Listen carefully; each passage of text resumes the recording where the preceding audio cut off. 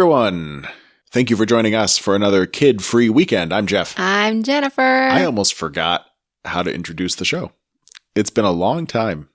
Welcome back, babe. I'll never forget. It was our beginning. This podcast feed has been lying dormant for a while because of the things we used to talk about on this particular podcast. We've been so busy watching like nerdy TV shows and stuff and talking about them on the Pod of Thrones feed. We just haven't had a lot of time for this one. Well, can't we just cross post?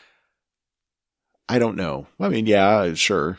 But this feed, I never want to take it away. There are some great moments from our podcasting history on here.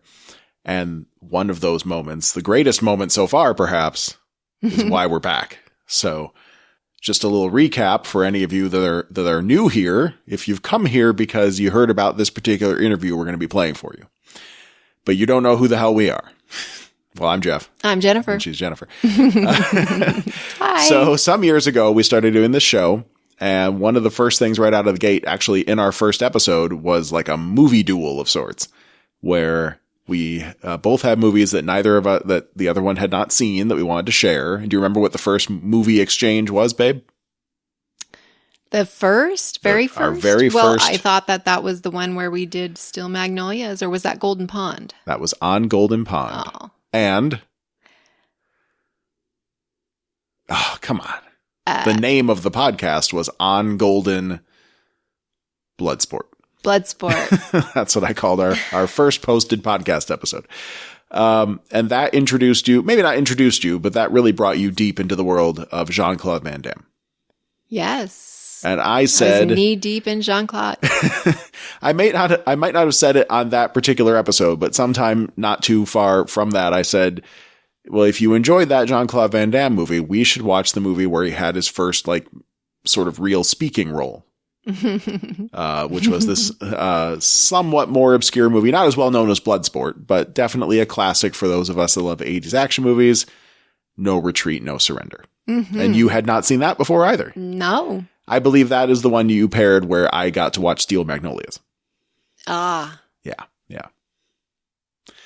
No, yeah, it's quite a different, two different movies, right? Very, very different. But so, on Golden Pond and Bloodsport also have very little in common. Was there a winner between these shows? I don't know that we ever had a winner. I enjoyed On Golden Pond, but the fact that you enjoy Bloodsport at all, I think made me feel like a winner there because you really weren't supposed to like that movie. I wasn't. I'm sure you wanted me to hate it. Well, I didn't want you to hate it. I of course not. But I just thought you probably wouldn't like it, and I thought I wouldn't like On Golden Pond. But if you look at like mass appeal of movies, and now that I'm like old now and stuff, like On Golden Pond is a movie for older people, so it kind of makes sense. Maybe I would like it. But Bloodsport, that just does not seem like your kind of movie. Maybe well, okay. It actually would have been. So say I saw this back in the 80s. Yes. It would have been my kind of movie just because of the genre and the silliness. And so it might have been my kind of movie. But not because it was martial arts at all. That was not my type of movie. Just because it was kind of I don't weird. I need some kind of romance or comedy and I didn't. Well, most good action movies have like one romance subplot going there. Bloodsport had one. It did. He fell in love with the reporter. Oh gosh, he kept I don't trying even to sneak remember. into the Kumite. Kumite. You remember all that? I don't. And No Retreat, No Surrender has a romance storyline. Kelly. A little bit, yeah. Well, Jason that's why I like Kelly. this one more, yeah. So No Retreat, No Surrender. That's what we're here to talk about. That is what we're here to talk so about. That movie, and this comes up in the interview we're going to be playing for you, that movie has a couple different versions. And when I was a kid, I had seen the United States version that was on HBO. And then when it was time to share that movie with you, the only version I could find was the European cut, which has some more scenes and definitely a little bit more plot exposition, but it also has some different scenes. Definitely the better version. Probably, just because it does explain more. And the thing that really blew me away was this one particular scene involving a popsicle. That was what blew you away over the whole, Because I'd seen this movie a dozen times when I was a kid, and that popsicle scene was not there. Now, you were fresh into the movie. You were just watching this kind of silly 80s action movie. It definitely was. No Retreat, No Surrender tries to be funny. Yes. In many places. It does try to be serious as well. And I think it, especially in the lens of an 80s movie, I think it succeeds on both counts. But, it's great. You got to watch it. But, everybody must watch. But we had to learn more. There is this scene involving a couple boys and a popsicle. I guess, look, if you're listening to this and you haven't seen No Retreat, No Surrender, go watch it. We'll put a link. It's on YouTube. I don't know why. Like, no one's protecting the intellectual property rights of this movie, I guess. So it's out there. Be quiet. Well, what are you going to do? We want to watch it. Someone's got to spoil it. All right. Well, it is probably available. I think it's available on Amazon or something as well, but, it's out there. You can go watch the movie. You can go watch it right now. That's what I'm trying to say. You got to go watch it and watch the European version because. Well, that's the only one I can find on the internet. Fantastic. So yes, go watch it. And then, come back. Here we go. All right. You're back. You've watched the movie now. So now you've seen a scene involving, the hero of our movie, Jason, doing like what would you call that? It's like a sit-up. Pelvic thrust. A pelvic thrust, like a horizontal pelvic Push thrust up. kind of thing. A pelvic thrust up. And his best friend, the character known as RJ, is like riding on his midsection there while eating a popsicle and listening to his Walkman. Too hard on the lollipop. No, babe. No. Bad babe. Bad babe. That's not what that scene was about. As we talked about in this interview, it was just about a couple boys being silly. That's all. They're friends. I know. I was so surprised to hear that there was. You have to listen to. All right. So here's what's coming up. So we wanted to know more about the movie in general, but that scene really sparked your imagination. My creative juices were flowing. We were just trying to figure out what were they thinking when they were making that scene, if nothing else. But we wound up getting an awesome interview with the star of the movie, Kurt McKinney. He was very gracious. He gave us some of his time. We talked to him. I don't know when that was now. It feels like a couple of years ago. It probably was. Fantastic interview. We'll link that in the show notes here. So take a look. And that was a wonderful interview. And one of the things I did after that was I did try to figure out where RJ went. Mm-hmm. So in the credits, he's listed as JW Fails. Mm-hmm. And he does have a bunch of credits that came both maybe before and definitely many after No Retreat, No Surrender, but then kind of fades away. The Internet Movie Database used to have forums, and this comes up in the interview. And I didn't say this at the time when we were talking to Mr. Now he goes by Jonathan Neverfails. That's his name. So Mr. Neverfails, choice. In the interview coming up, I didn't mention this particular part, but we were talking about the IMDb forums a little bit. They no longer exist. But in the part, in his page, so like every person that was in any movie had a set of forums, and there were some posts there about the actor J.W. Fails. And there was one where someone had made a comment and then deleted that post, but there were replies to it from back before it was deleted that seemed to imply that maybe Mr. Neverfails, wasn't doing okay. Mm. No. And there was no detail there at all. I actually tried to reach out to the guy that wrote the original post that was deleted, but he never got back to me. I was trying to be a good journalist. I couldn't find anything else on the internet indicating where he is today. Maybe part of that's because he changed his name. Part of that's because he now works more behind the scenes than in front of the camera, of course. But I couldn't pin down. Okay. So then what happened? So then not too long ago, a week or two ago, he reached out to us. He had heard about our interview with Kurt McKinney, and he heard that we wanted to talk to him. I don't know if it was just someone else heard our podcast and was like, you got to check this out, or if it was something else. But I was so tickled. I mean, that's awesome. How awesome. How could we not? I know. I was so excited. This offer. So, yes, Jonathan Neverfails, formerly J.W. Fails, which you'll find him at under that on Internet Movie Database if you want to look up his credits. But Jonathan Neverfails. He sat down with us, or he called us, I guess I should say. And we talked for a good long while, and we learned all about where he came from, how he got into acting, lots of good stuff about what it was like shooting No Retreat, No Surrender, of course. We did ask about the popsicle scene. And it was a good time. It was. He was just a great guy. Yeah. A really great guy. Very fun to talk to. And he's doing wonderful. You know, he mentioned that there had been some rumors about him that were not so great, and that's the kind of stuff I was seeing on IMDb. I'm glad to find out that they were not true. Yes. Very glad. Yes. So I'm happy for him. And this was a great interview, and it's coming right up. Anything else you want to say? Anything we should touch on? No, just enjoy, because it was a great interview. Yeah. And if you have any feedback, questions, if you know of the locations of any other No Retreat, No Surrender stars that we should talk to, hit us up. You can find us on Twitter. You can find me at Pod of Thrones, and you can find Jennifer at Kid Free Weekend. That's right. You can reach us at thekidfreeweekend@gmail.com. That's always a good place to find us. Mm-hmm. So hit us up. Let us know what you think. We're also on Facebook, The Kid Free Weekend. Okay. So here's the interview with Mr. Jonathan Neverfails. Enjoy, everybody. All right. I am here on the phone with Jonathan Neverfails. Mr. Neverfails, welcome to the Kid Free Weekend. Thank you so much for joining us. Thank you very much.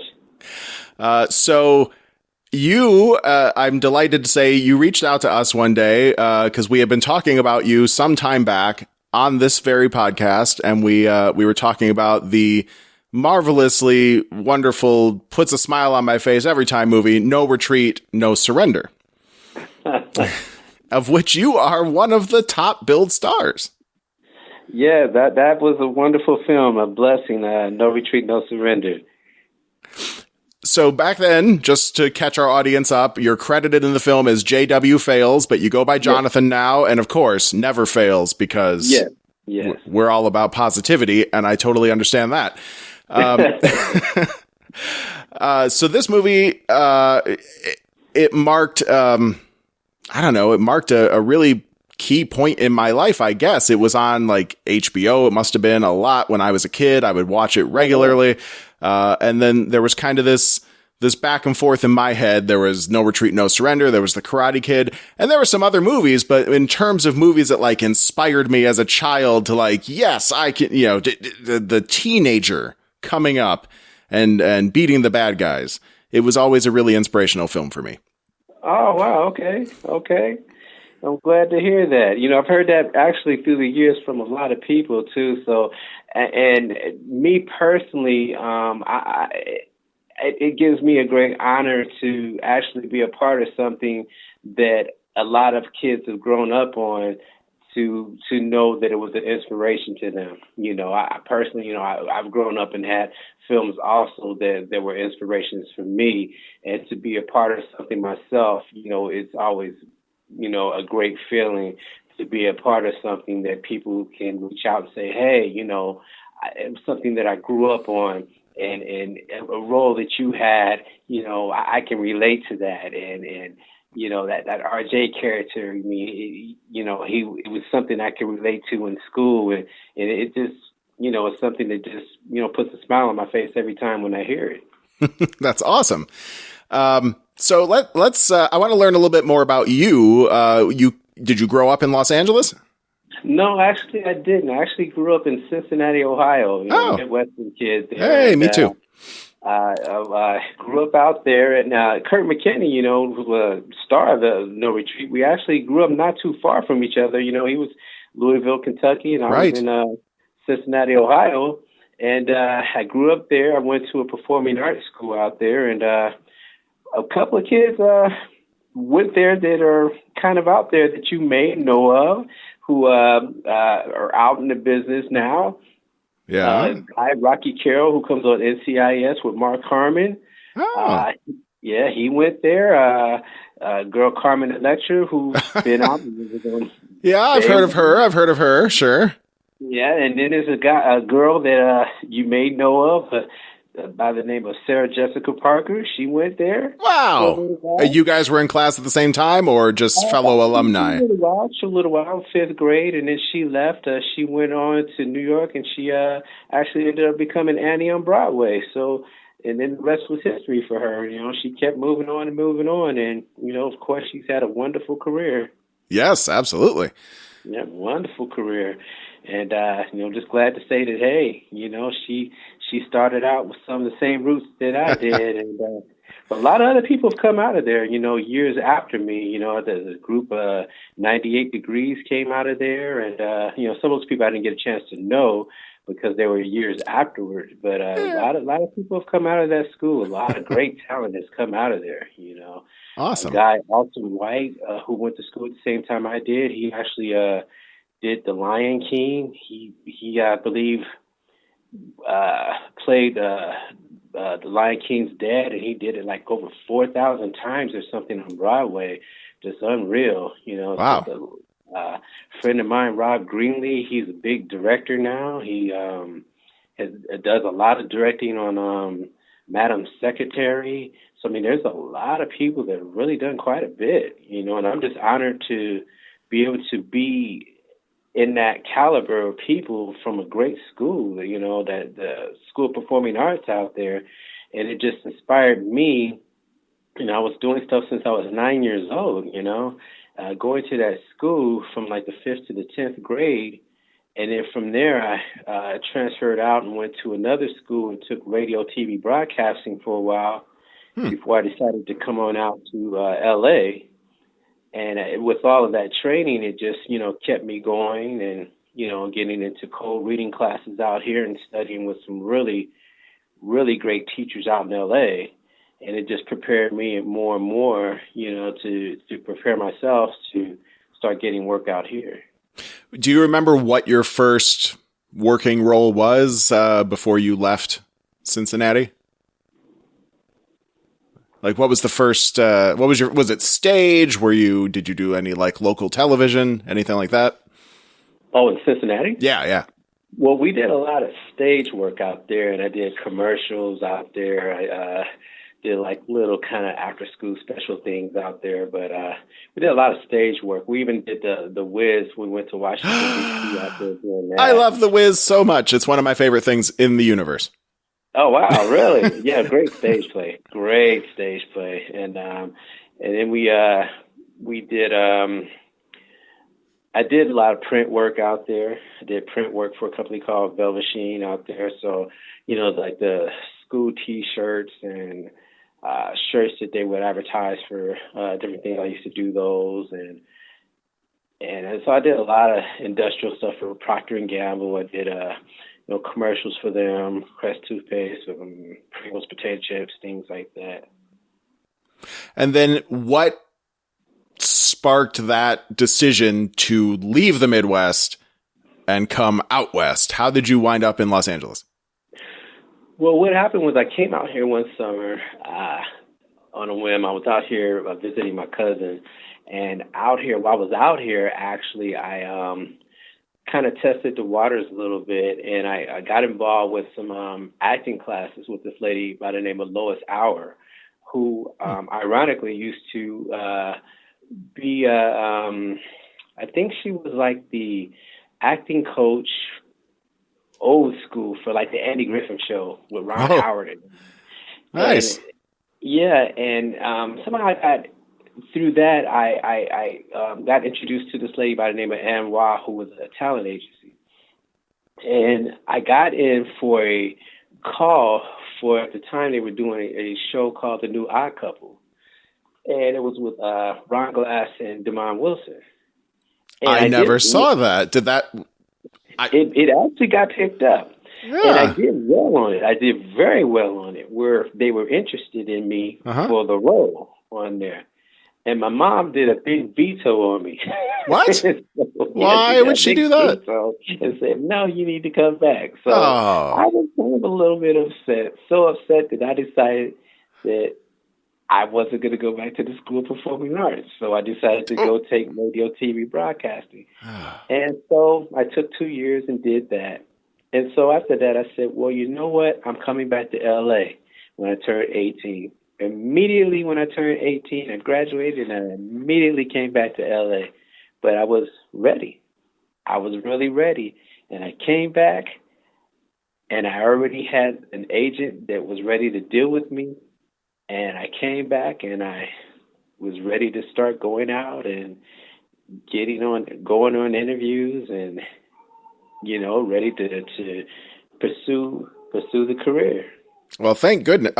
I gotta say, as soon as you said Ron Glass, like, my mind just started wandering because I never saw a remake of The Odd Couple with him in it. But as a nerd, and much of our audience has a very like sci-fi nerdy fandom, he was on Firefly as one of his later roles. And boy, he just made an impression on all of us in the science fiction loving world. So you came back out to LA, and then was No Retreat, No Surrender your first big get? No, actually it wasn't. I came out and I heard about a call to do some background work on a movie called Brewsters Millions. I love that movie. Pryor and John Candy. That's a great film. Okay. Great film. And so I went out and I, just doing some background work on there. And I was on that film and just doing some regular atmospheric work. And while I was doing that film, I guess what happened was somebody who was playing because it was about the baseball team, and a guy that was going to be who was actually the bad boy on the film, and something had happened. I think he got sick or something. And so they was looking for someone who was pretty young to play the bad boy. And they looked around and they saw me. And they said, well, let's see if this guy could do it, And so they dressed me up to do it and everything, and they had me out there. But what happened was the scenes that I did didn't end up being, cut and wasn't in there. So, but it that's too bad. Experience to be out there, and I was, got a chance to meet those guys. So to me, I was like a deer in headlights, so it didn't matter. I still had that opportunity to meet some legends, It was just a great experience to me. Did you meet Richard Pryor or John Candy? Yeah, they were there. I got a chance to meet them. It was a wonderful experience. And so that, to me, at that point, it was just the opportunity to be around people that I've grew up watching, And so even though I didn't see the work that I was in on the actual film, I was there around them. And to me, that was more of a blessing than anything. But from there, I immediately went from that to working on a film called Electric Boogaloo, which was actually Breaking Part 2. Breaking 2, of course. Right. I'm a student of the 80s. So let me ask you, you had your breakdancing outfit, right? No, my mom was not up for that. I did not dress cool as a kid. I probably still don't dress cool at all, but no, I always thought you breakdancing types were amazing, but that was not something I was going to be allowed to do. You weren't doing it, huh? No. I grew up in Wisconsin, sir, and there was square dancing class and gym, and that's about it. That's all I had. Oh, okay. Well, hey, I wasn't too far now. Remember, I'm from Cincinnati, Ohio. It's right. A little conservative there, too. But I went on to do Electric Boogaloo. And now in Electric Boogaloo, I was there again. It was going to be kind of an atmospheric, situation. And I was there and I started doing background. And then I got a call from the agency probably about a week into it.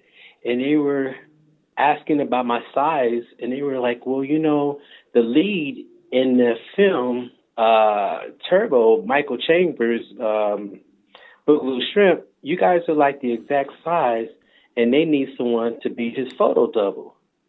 So they want you to do it. And I was like, fine. And awesome. So suddenly, every day, I had to wear the exact same outfit he did, and because he was underage. So they couldn't use him all the time.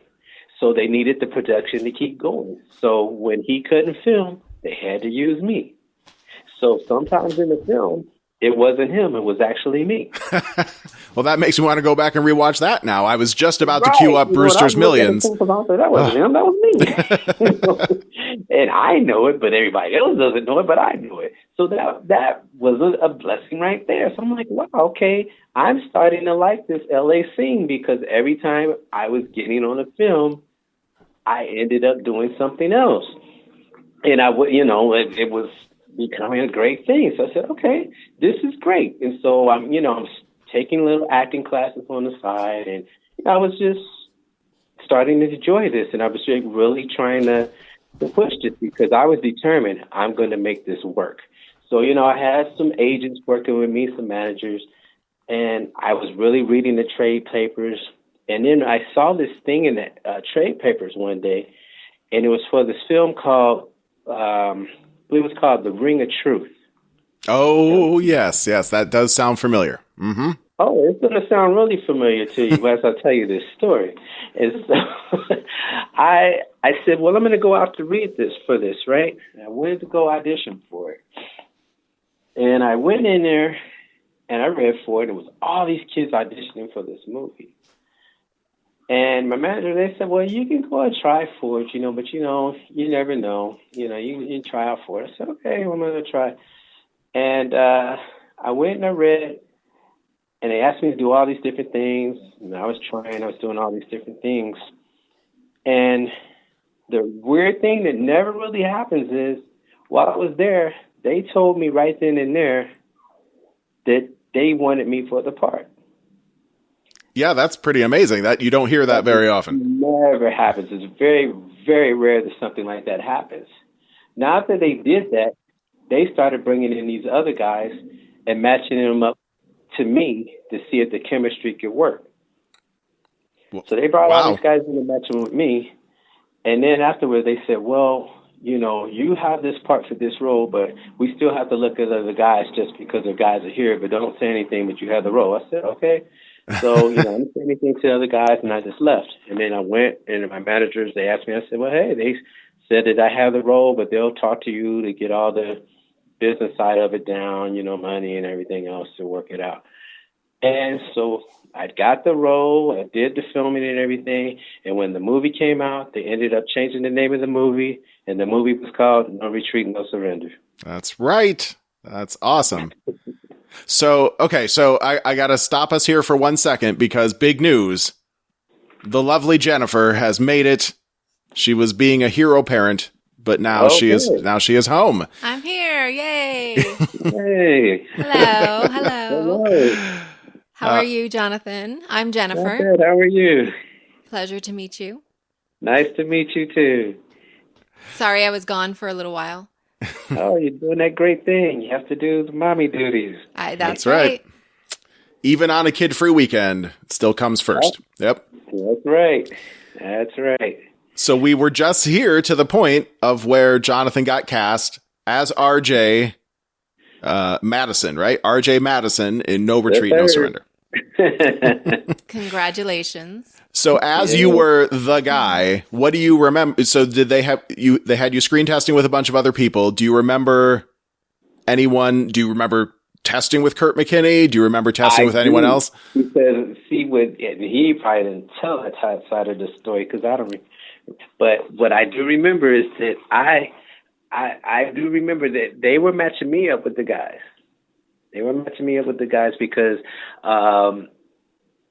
they had the guys coming in with me, and because they told me first, they said, "Hey, you have the part.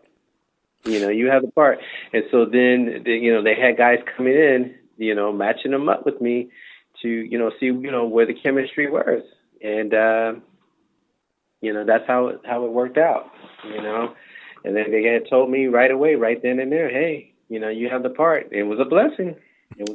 Though. So what did you have to do in this scene that you had to enact with him at that time? How did they get that chemistry out of you guys? What did they know was so great? Oh, just buddy, just scene. I forget what scenes it was that we actually did from the script, but they had us do a couple of scenes, and then with me, when I was in there, they had me doing a few things, a few dance moves, a couple of different lines, because some of the scenes originally a lot of scenes were actually cut out from the movie. I mean, there was a big scene that was in there, like with me and the character Scott, where there was a whole lunchroom scene where there's a big catastrophe that happens where this guy totally does a thing with me where he trips me, and it's a big thing with all the food all over me in the lunchroom, and that scene's totally cut out, didn't even get filmed. I mean, the original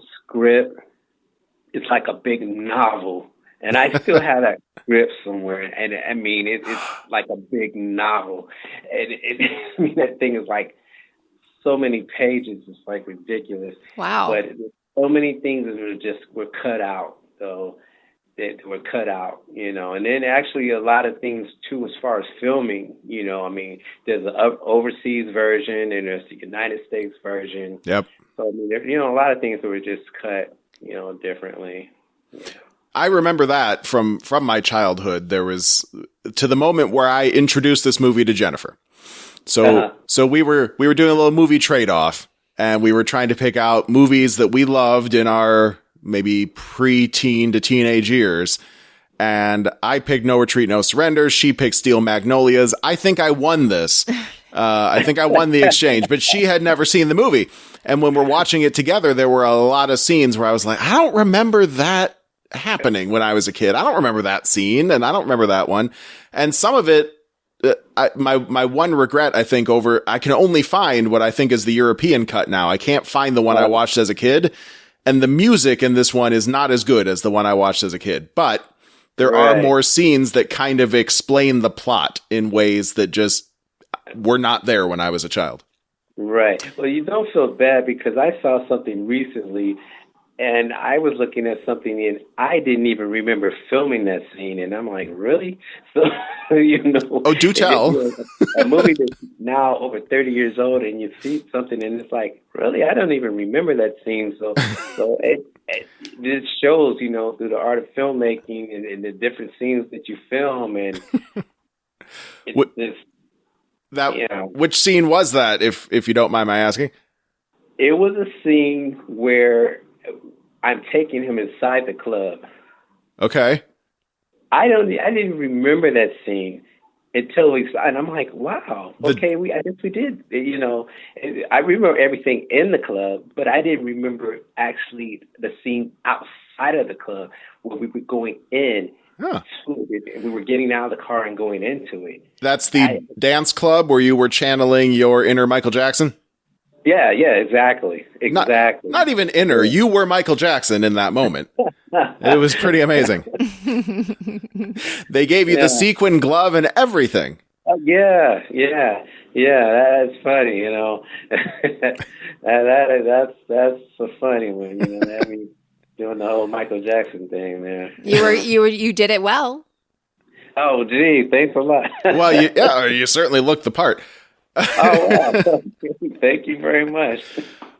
So when I look at stuff like that, what was the production environment like? Because you had, it was a Hong Kong production crew, right? Like the director yes. So what were they going for in that moment of like, we're going to dress you up like Michael Jackson? Was it cool? Was it supposed to be funny? Was it confusing? You know, a lot of times with the production of it, sometimes when I think back and I look at things, sometimes I would kind of shake my head because I remember like when we would film something, it would be like 4 different directors because of course the main director, well, he couldn't speak any English. So then there's the interpreter. And then there's everybody else who wanted to interpret things their ways too. So a lot of times I know he wanted to do things his way, but then there could be somebody else who, of course, wants to tell us what he wanted, but somehow I think they were just telling us what they wanted. Okay. Wow. You know, so I think we were getting a lot of different opinions sometimes. And I could just sense it. But at the time, you know, here I am, an 18, turning 19-year-old kid doing this film. and just excited to be there for one. And, you know, it was a great experience overall. I mean, for most of us, pretty much everybody, I think in general, maybe some of the older people in the movie, pretty much it was everyone's first film, I think. And so everybody was, you know, pretty much generally just glad to be there. So everybody was just trying to do what they could for the director. But I think a lot of people pretty much had their own opinion into it. I mean, Keith Strandenberg, who was the writer, I mean, great guy. And me, I was kind of close with a lot of those guys because a lot of times with some of the locations, a lot of times they had me with them a lot, the producers and the directors and the writers. So a lot of times I was staying with these guys when we were going to the different locations because they kind of kept me close sometimes. So I was with them. I learned how to eat chopsticks being with these guys. There's a lot of things that I learned being around them. So I got a lot of insight being with these guys a lot. So that's why I was saying the way that they were directing, I felt that there was more than one director all the time. Wow, that must have been difficult. Challenging. I just got used to it. Were they aiming to be funny, or was this their serious version of what Americans should be like? No, I think on the overall they were aiming to be funny. I think of course most of the laughs was just generally supposed to come from me more than anything. Uh-huh. Absolutely.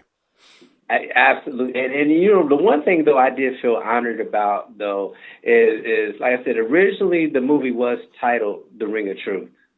And a lot of people, I don't think, really knew that. But what I felt honored about, and I don't think a lot of people really realize it, the fact that the movie is called No Retreat, No Surrender. But the only person that really says that in the movie is me. I have that written down because I was just rewatching the movie. I'm like, I know he's the first one that says it, RJ, you know, at the restaurant scene. And I know he screams it at the end of the movie to inspire Jason to victory. But yeah, there's nothing in the middle of any of that. Nope. You are the guy. You're the inspiration for the whole movie. The one who says it. Exactly. Exactly. You know, I was the one who said the No Retreat, No Surrender.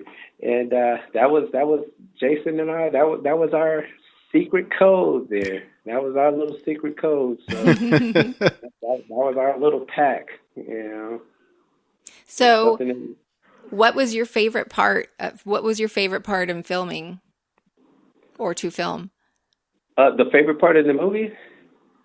Or the favorite part of filming? Your favorite scene to film? Maybe both. Or both. The favorite part in the movie, well, I guess the favorite part of the movie probably was the nightclub scene, I guess. And then, sorry, what was the other part of the question? Well, either your favorite scene or your favorite scene to film. You know, like what was the most fun to actually shoot? Yeah, that probably an overall. That probably was both of those. That probably was it, I guess.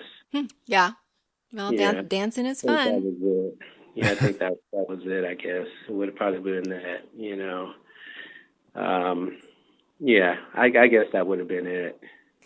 You know, but I mean, everything was fun. You know, It was filmed mostly in Seattle, right?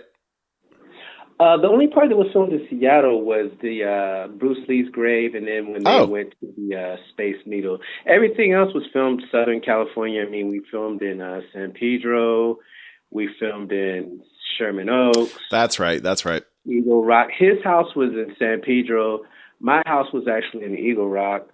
That's a good run. He ran between the two houses at one point in the movie, so that must have been... Right. It's really good of him. The Eagle Rock, and then I think, the party scene I wasn't at, you know, when he went to the party, you know. I'm his buddy, but of course I don't get invited to the party, right? But you helped him get ready. You helped make sure his hair was good. Yeah, you know. And then when he after he gets beat up, who does he come running to, right? Well, yeah, but I mean, if you were there, you would have gotten beat up too, probably. So more than likely. See, I was smart. I decided to stay at home, right? You didn't did you do, like, in terms of the stunts, you weren't really in fighting, but you did have a couple scenes where you had to mix it up with the Scott character, Kent Lipham. Yeah. How much of that was you? How much was the stuntman? Was it really you skateboarding? Were you really dancing? Well, okay, with the fighting scenes with me and him, a lot of that was actually me, because I did pay a big price for some of those parts. But on the flips and things like that, no, I couldn't do that, and I wasn't allowed to do a lot of that stuff too. A lot of times it's like a lot of insurance factors too, where they don't, want us to do a lot of things, and some things I just physically actually couldn't do. Some of the breakdancing stuff I didn't do. Some of the skateboarding stuff I didn't do. Let's see. But then overall, a lot of the stuff I did do. But with me and him on the fighting stuff, yes. Yeah, I was falling off of the table from the restaurant thing. Oh, yeah. I do remember. But that the way they would film something, like, you'll see it one way, but it's like you fall off, but then technically there's like a pad there, but with cuts, it looks like you actually fell off, but you do fall off, but there's like a pad, but then they do another cut and it looks like it's not there. So you're protected, but you still feel it though. Sure. So yeah. After so many cuts, I mean, you feel it. You do feel it, but I mean, you go home knowing, hey, I actually worked today. I did work. Yeah, my buddy Kent. He was a great friend. Yeah. Yeah. Did you keep in touch with him over the years? Well, we did hang out a little bit, and then you know how things go in time. You lose touch, and then I was doing some research on something, and I found out that he had passed away a few years back. God rest his soul there, but he was a good friend. We used to hang out a little bit. A really good friend of mine. He was very active, and unfortunately none of this exists anymore, but the Internet Movie Database had forums for like every movie, every actor, and he was on there a lot talking to fans. He was talking about coming back to Los Angeles and making another go of acting too. But then when he passed away, that was really hard, I think, on the community that was there, because they all loved him and he was just such a swell guy, which on screen, of course, he played a fantastic jackass, but yeah, a really sweet dude. Strong following, but he's a great guy. I mean, he's really great guy. He really was. Big soft heart, and I can see why people would miss him, because when I heard about it, I mean, wow, I mean, it touched me. I mean, me and him, we were really great, really good friends. We used to hang out a little bit, and the thing about when I did that movie, everybody was older than me.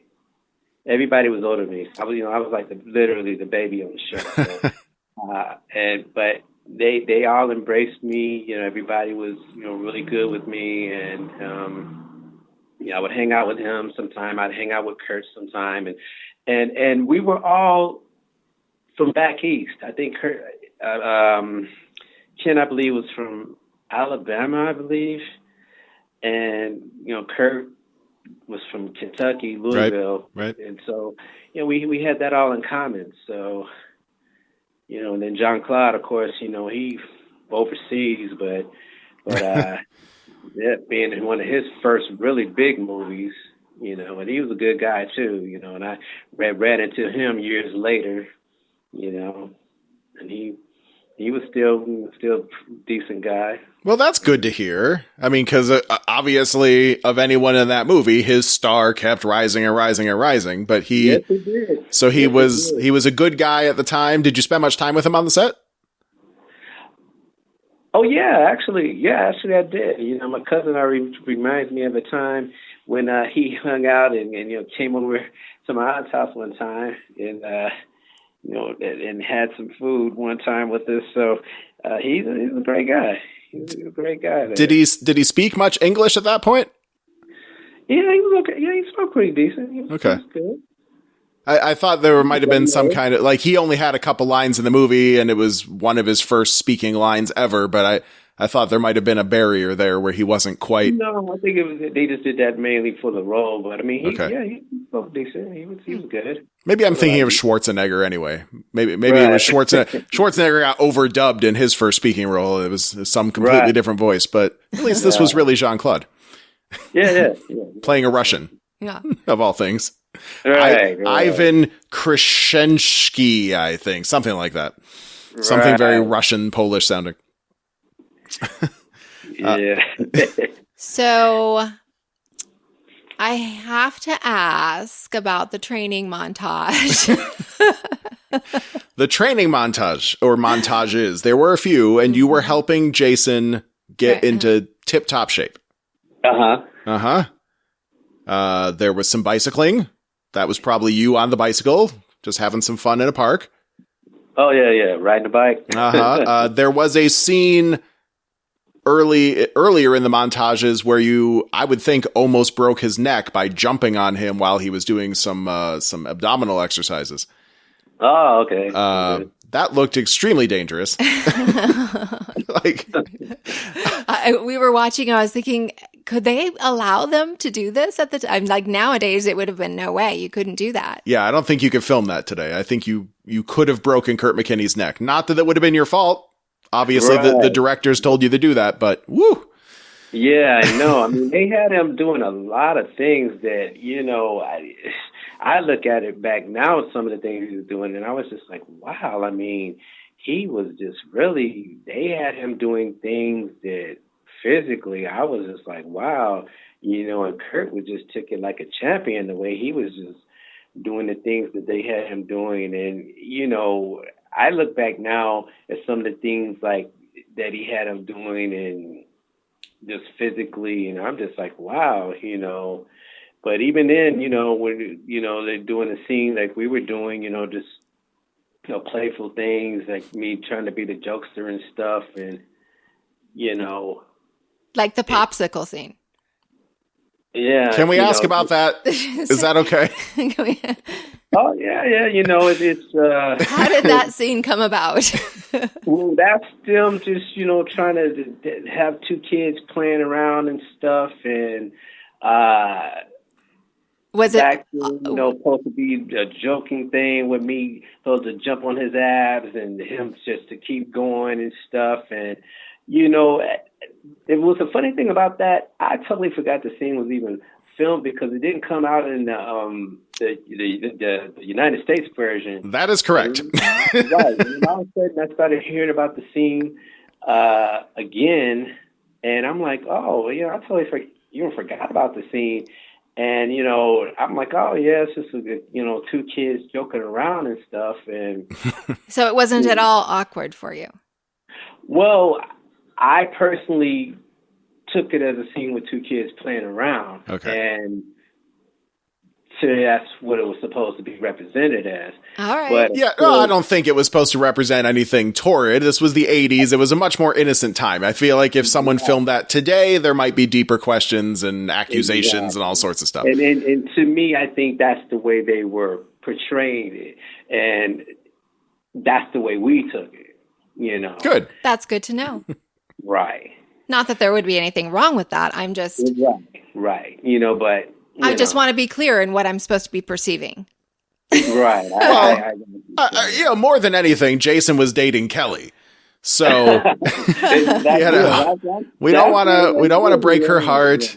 We don't want to make her jealous. Yeah, it was a little bit confusing for us. Yeah, two kids being innocent, horse playing around, and he's training, and RJ's always the jokester, and playing jokes on him, and that's what he does. Mm-hmm. And I would say RJ was genuinely funny, whereas that's what he was. I mean, if you see the scene, everything that he does, even when he goes to check up on him, and he's in there, and he's training with Bruce Lee, and right. you see Bruce Lee and RJ can't, and he goes in there and he's with the candles, and he's like watching him, and he's talking to him. He's like, "What are you doing?" And then all of a sudden, Bruce Lee kicks him real hard. And they both go through the door. I mean, everything's always a joke, you know. And that was the whole thing about RJ. I mean, you know, RJ's supposed to be the ladies' man, but you never see him with the lady. You know, and actually, when they filmed it, he was supposed to have a girlfriend at the club scene, but then they cut it out. They decided, no, he's not going to have one. He's just going to be dancing and doing this and that. So the whole time he was just the kid that joked around, that you thought he was popular, but you didn't see that he was popular.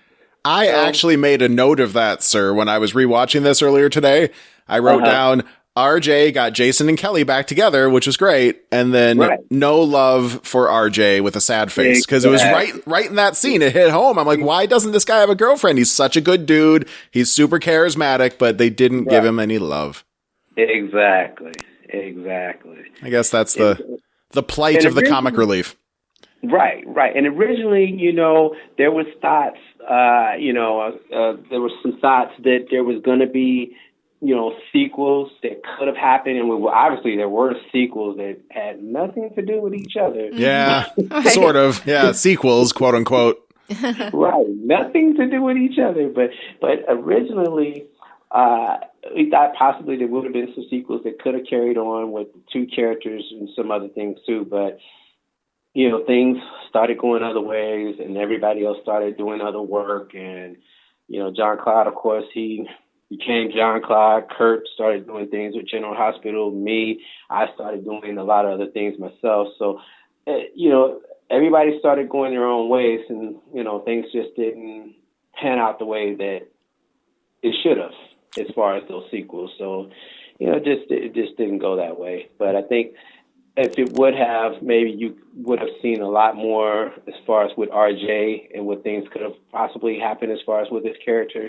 Yeah, that would have been awesome. Where do you think RJ is today? Hopefully RJ is doing all right.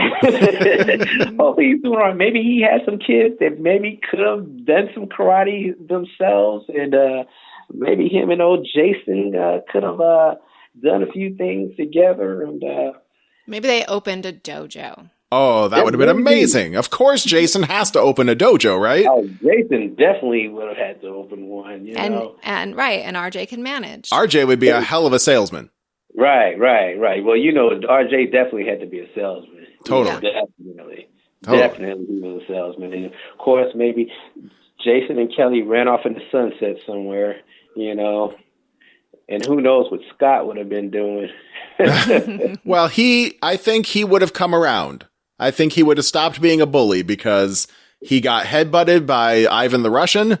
That probably knocked some sense into him. He saw how the forces of good prevailed. I bet that was inspirational for poor Scott. That's my guess. Sense into him, huh? Yeah, and hopefully some better table manners because he always had just food slopped all over his face. But what's funny is the big bully of the movie is the same guy that would be getting bullied in school. You mean like today? Or any time, even back then. Like if there was a guy that looked like that walking around with food in his face all the time, he would be getting bullied. Well, not in Seattle, apparently. In Seattle, they were all like, hey, Scott, it's really swell of you to buy us burgers. And he's like, nom, nom, nom. Well, that's true. They were all using him. That's right. And I guess he was kind of played for comic relief, but also menacing, which was an odd mixture. Yes. It was a very odd mixture. Very odd mixture. Yeah.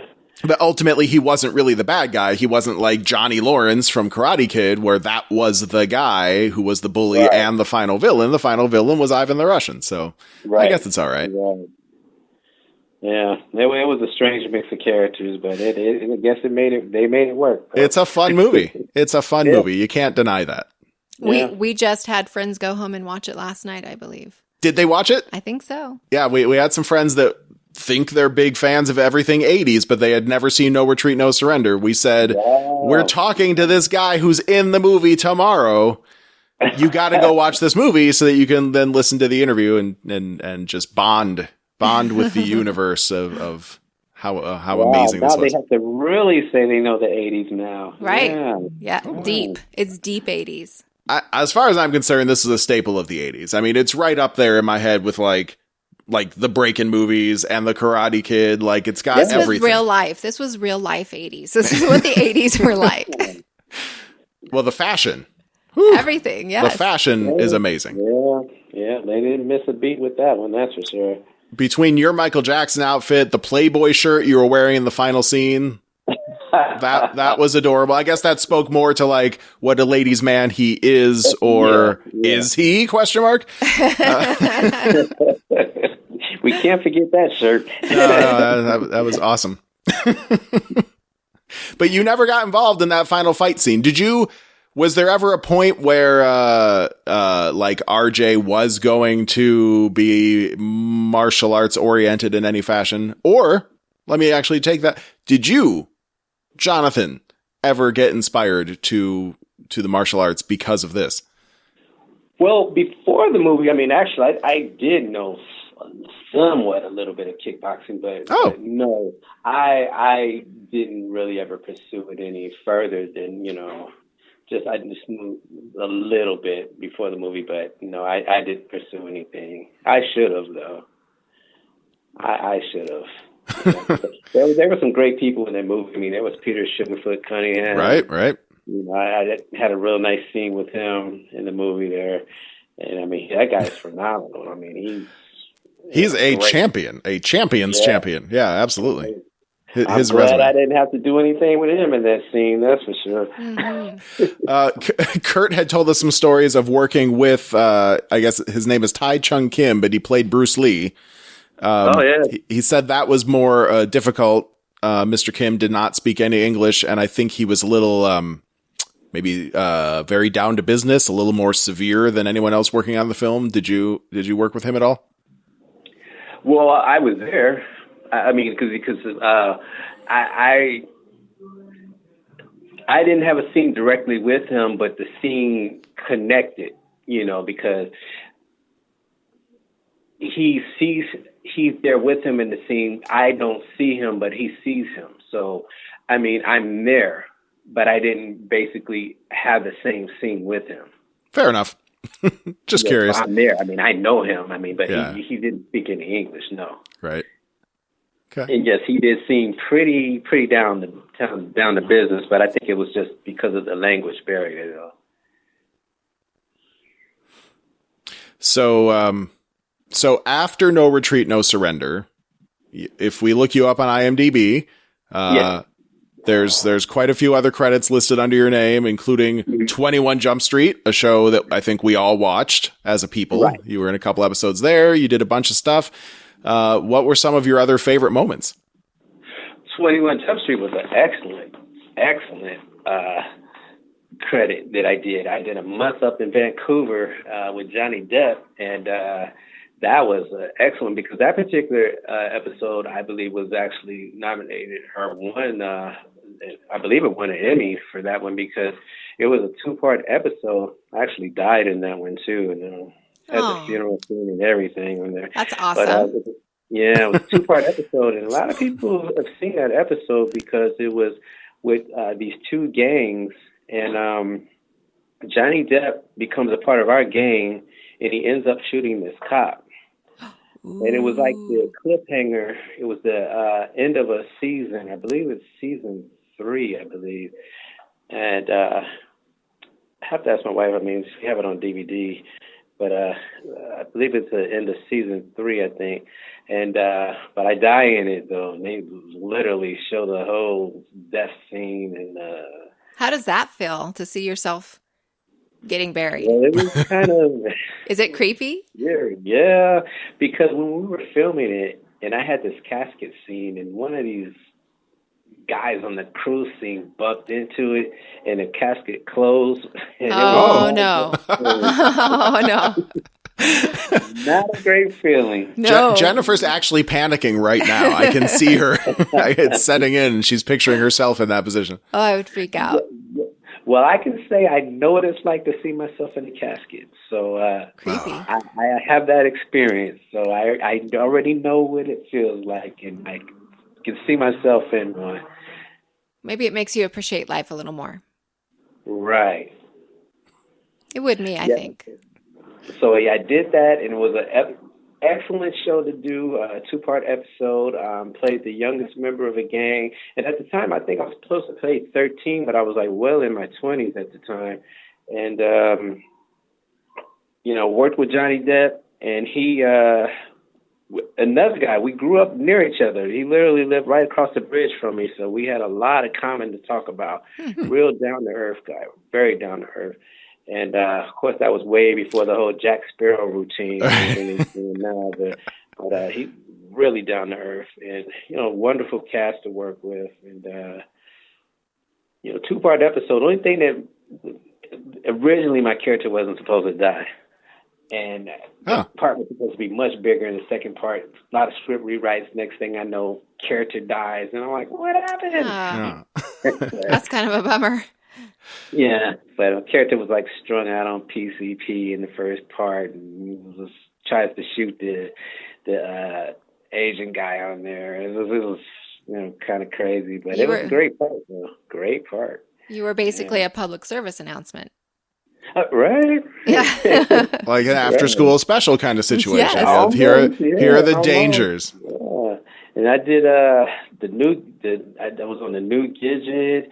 I did the new Leave It to Beaver. Actually made history on that show as the first African American to actually have a recurring role on the TV series. So I did maybe almost about 13 episodes of that show. We used to film it here, and then we went to Orlando, Florida.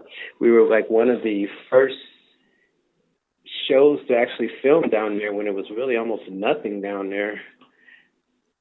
And matter of fact, when we were filming down there, I think it was us and just the movie Parenthood filming down there. So it was like, now it's like some of everything down there, but that was a great experience to film with all these TV legends, Nice. Wow.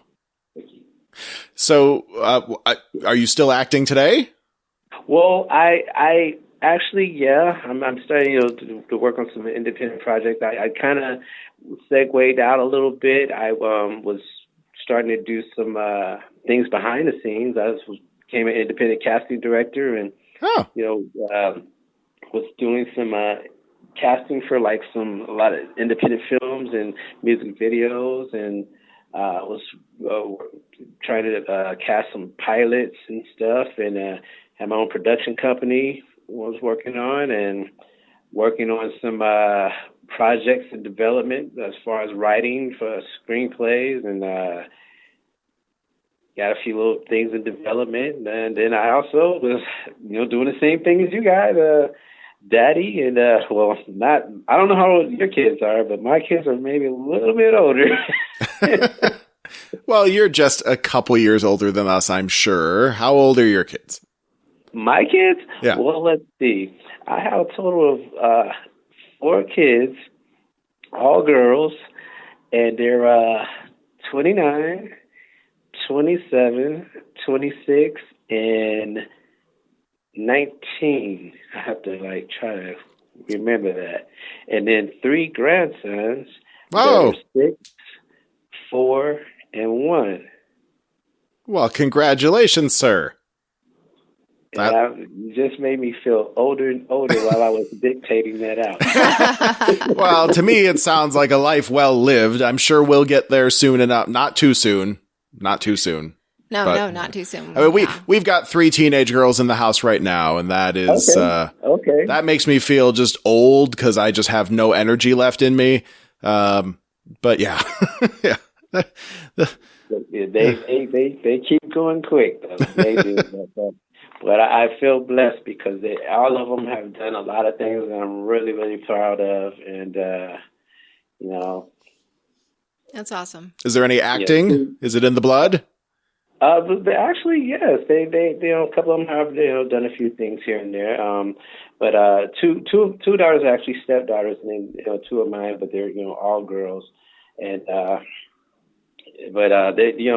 one of my daughters, she started off doing acting as a child, and then she kind of jumped out of it and decided to just concentrate on her studies. And now she graduated from Cal State Northridge, and she's actually back in, working on her master's right now. And awesome. Yeah, I have another daughter that got a bachelor's also, and in criminal law. So I mean, they're focused. You must be very, very proud. Good. Very proud. And so I can't complain, right? No, I can't complain. Yeah, can't good. Awesome. Can't complain. So so that that kind of took the time for me to say, hey, let me make sure that these things are happening, and then at the same time, I needed to make that transition, because I was, like I said, I was doing 21 Jump Street, and I was well in my 20s and able to play 13. So, somewhere you got to say, wait a minute, I got to kind of catch up to my age range a little bit at the same time. So, now that I'm a little bit older, just a little bit, step into that range a little bit, and I've done hundreds. I've done a lot of commercials, and I did a lot of great TV work. I did movies. I did For Keeps with Molly Ringwald, which plays forever. I think that movie, I don't know if you're familiar with that movie. Oh yes, or not. absolutely. That movie probably has played for schools, and I mean, that movie I know has played all over the place, because I hear about it all the time as far as for educational values, because of the teen pregnancy thing. Right. And then I did the movie Lambada, that dance movie. That's actually, for the cast party, that's where I saw Jean-Claude Van Damme. That's the last time I saw him. Wait, he was in Lambada? No. Okay. But he just, I think because of the film company, the same film company did a lot of his movies. Oh, okay. He suddenly popped up at the cast party. That makes more sense, because he did a little dancing in, I think it was Kickboxer, but I could not imagine him doing Lambada, the forbidden dance. If you go look at the first Breaking movie, he's in it. What? No way. Yes, he is. Well, you guys have that in common. That's amazing. No, look at the first Breaking movie. Okay. And he's an extra in there in a beach scene. Okay. Yes, he is. 'Cause I was looking one day and I was like, is that John Clark? He is in that movie as an extra. I've got quite a list of things to go back and watch now. Just Did you know him in that movie? Well, no. Well, you weren't here for this part, but Jonathan was in Breakin' 2. Oh, okay. So they have the Breakin' series in common. Wow. Yeah. Before No Retreat, No Surrender. Huh. Yeah. It's amazing how Hollywood works out, isn't it? Yes, it is. Yes, it is. But John Claude, he was in Breaking. I was looking at it one day, and I had to keep looking, and I was like, yes, that is John Claude. Clear as day, too. We're going to have to put that up as 10 things you don't know about Breaking. Or the one even thing. No Retreat, No Surrender, the connection there. Oh, yeah. Right? It's like 6 degrees. Yeah, totally.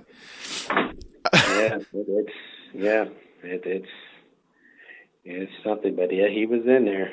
Huh. He definitely was in there. Yeah. He was definitely in there. That's you good. know, there's also something else I want to mention, because we have a very large following of this movie in Russia. And I have a group that supports me, actually involves me on Facebook, the No Retreat, No Surrender Friends of Russia. And this guy, Igor, who a friend of mine that on Facebook, so definitely like to, give a shout out to him, because I do appreciate the love that they send from Russia. That's so cool. That is cool. And a little bit surprising because Russia doesn't come off well in this movie. Well, like the one time it comes up, it's like, oh, it's Ivan the Russian. I've heard of the Russian. And then finally at the end of the movie, Jason goes like, it's you, isn't it? Russian. And, and he gets all mad. It's, but that's. They do. They really support the film and it's an honor. It's really an honor. So well, I'm glad they take it in stride. Hello there. No Retreat, No Surrender fans of Russia. We bid you, Pravda? No. I don't know any Russian words. I wanted to say hello, but I don't even know what that would be. Right. I don't either, but I definitely wanted to give a shout out to them because I truly appreciate the support that they give us.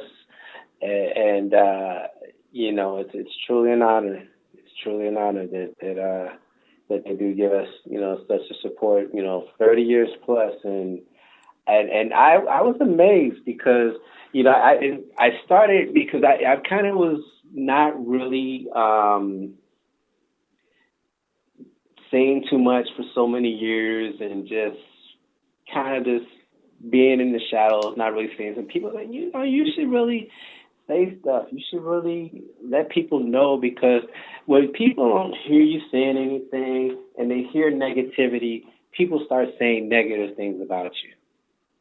That's true. That's true. Yeah, I guess so. Things, and my wife would see something like, hey, I saw this post about you, and people are saying that you're on drugs. They're saying that you're dead. They're saying this. They're saying that. You need to say something. You need to get out there and say something and let people know you're not a drug addict. You've never been on drugs. You're living your life good. You have a well life. You have a good family. You're living your life well. And I said, okay, you know what? That's true. Plus, I'm going to, really start being out there again the way that awesome. I've been doing things, but just more behind the scenes. Those people clearly can't tell the difference between seeing you on 21 Jump Street and understanding that you're a real person with a real life. So right. It's good that we can correct that misconception here and now. You are not the dead kid. You're actually a person. Right. That's exactly. But the thing, this is the way Hollywood works. If they don't see an actor doing anything, people want to start saying negative things. Yeah, that's true. The way the business works. I mean, look at what happened with the guy the other day. The guy that was on the Cosby Show. Right. Okay? Jeffrey. What's his name? Jeffrey Landers. Jeffrey Owens. Yes. Right. He's working at Trader Joe's. So, God, he has to be doing bad. The guy's working at Trader Joe's. Well, I think the worst part about that was when people were saying like, "Ew, he's working at Trader Joe's, like he has a job." I mean, what? That was the worst part of all that was just you shouldn't be ashamed of having a job. I mean, my God, of all the things in this country. Exactly. Yeah. So, and that's just the sad part about the whole industry that people they don't realize that these are human beings, that people still live, they have to live, they still have to function like everyone else. And it's just the whole image that Hollywood gives. And so when people don't hear about people, the first thing that they start saying is negative things. And it's just sad that it has to be that way. It really is. Yeah. Well, maybe the next generation. We'll try to raise our kids up right to not make such crazy assumptions. Exactly. We'll do our best. We'll do our best. Yeah. Well, just one last question about the No Retreat, No Surrender universe. I just want to put this out there. Since you do some production work, you've done casting work, is there any way to make a reunion movie? Oh, I would love to. Kurt says he stays sharp on the martial arts stuff. He's ready to keep kicking, literally. Yeah. So. I haven't talked to Kurt in years. I mean, I'd love to talk to him.